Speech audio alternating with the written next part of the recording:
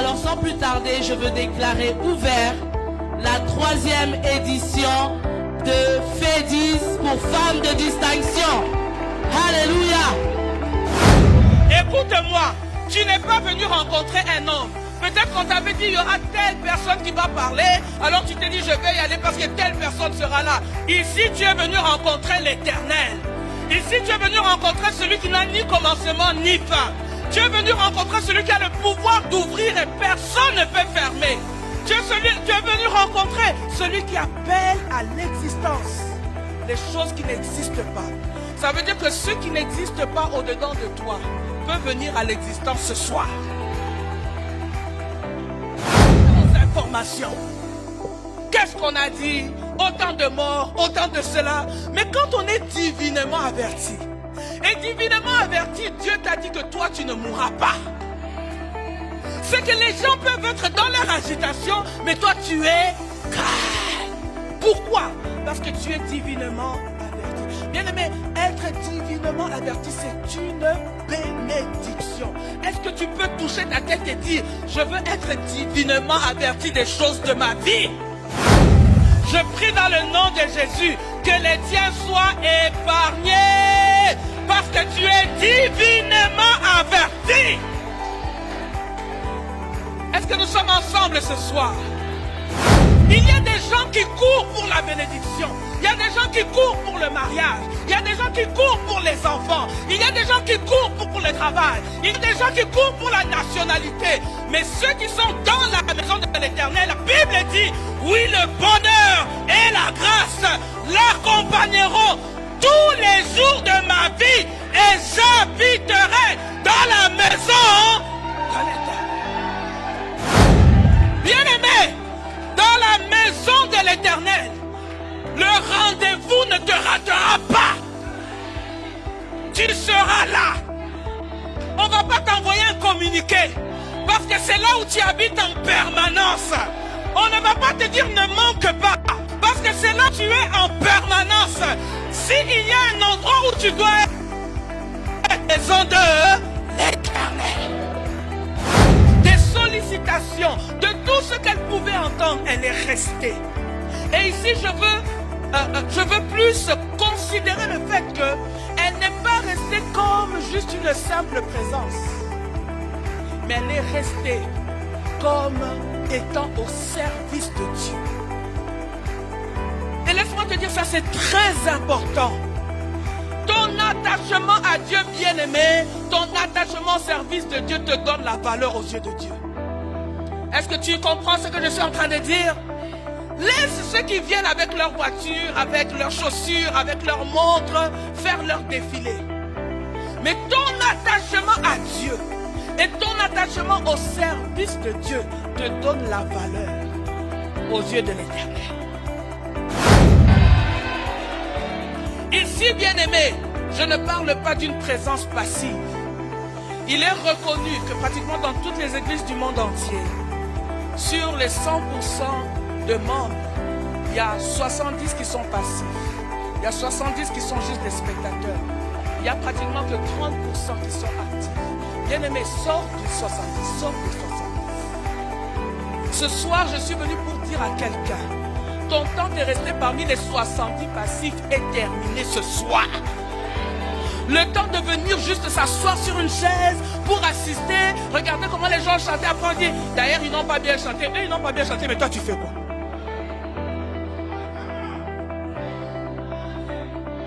Le temps de venir critiquer ce que les autres font, alors que toi tu es juste là en train de regarder, même pas prendre le temps de prier pour les gens.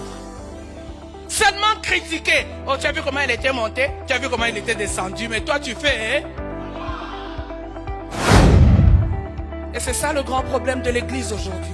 Je veux bien comprendre, quand tu viens de te convertir, le temps qu'on t'apprenne les choses de Dieu, tu peux être bébé, qu'on prenne soin de toi. Mais Jésus à 12 ans, il a dit, il faut maintenant que je m'occupe des affaires de mon Père. Tu ne peux pas rester dans la maison de Dieu 1 année, 2 ans, 5 ans, 10 ans. Et tu es seulement, on n'a pas prié pour moi, on n'a pas fait ceci pour moi, on n'est pas venu me voir, le pasteur n'était pas venu jusqu'à quand? Jusqu'à quand, bien-aimé? Le temps est arrivé où toi, on ne vient pas te visiter, mais c'est toi qui vas visiter tout le monde. Le temps est arrivé pour que tu sortes des 70 qui sont juste là en train de regarder. Allez, dis avec moi, je sors des 70. Allez, j'entre dans les 30. Nous devenons 40, nous devenons 50, nous devenons 60, nous devenons 70, nous devenons 80. Allez, toute l'église est debout pour la cause de l'évangile. Nous ne sommes venus accompagner personne. Dans la maison de Dieu, il n'y a pas de spectateurs. Dans la maison de Dieu, il n'y a pas de gens qui viennent juste pour... Tu vois, il avait dit là au lieu de dire le.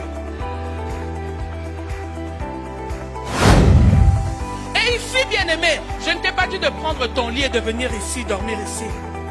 Mais je suis en train de venir te dire que tu peux dormir dans ta maison, mais ton cœur est dans la maison de Dieu. Parce que c'est ce que la Bible dit. C'est là où est ton cœur, là où est ton trésor, que sera ton cœur. Mais toute ma tête, je réfléchis. La maison de Dieu, c'est de ce genre-là d'hommes et de femmes dont nous avons besoin. Et pour lesquels je veux te garantir que la gloire de Dieu est en train de venir. La Bible déclare, et vous verrez ainsi la différence entre ceux qui me servent et ceux qui ne me servent pas. Je suis en train de déclarer sur un serviteur de Dieu.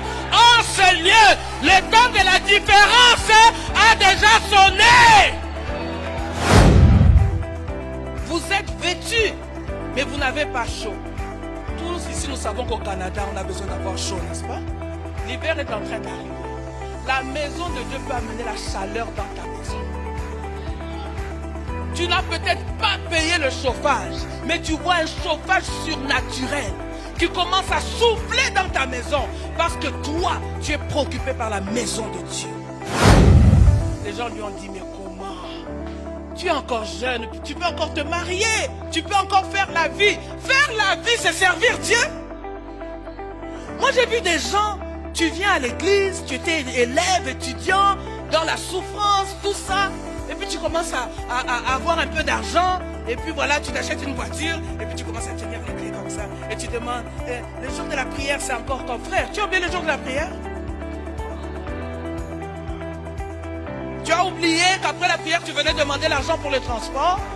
Et aujourd'hui, parce que tu viens d'acheter même la petite voiture.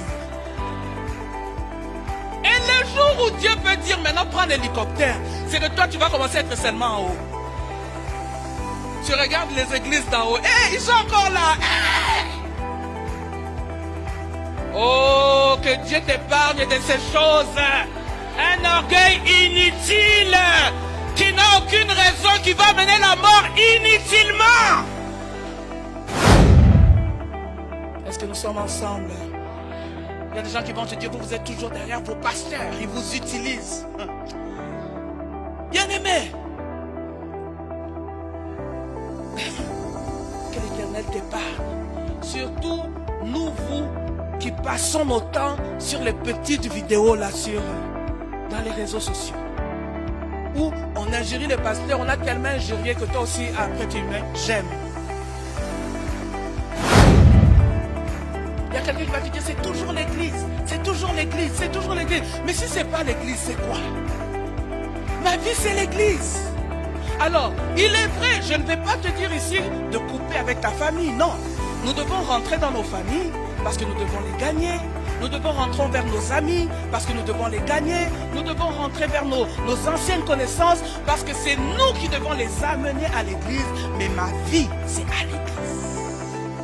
J'aime l'église. Je veux être à l'église. Le culte est fini, mais moi je suis toujours là. Mais à l'époque, qu'est-ce qu'on lui disait? Tu es toujours derrière les pasteurs. Tu es toujours dans la maison de Dieu. Quand est-ce que tu vas t'occuper de toi-même? Laisse-moi te dire.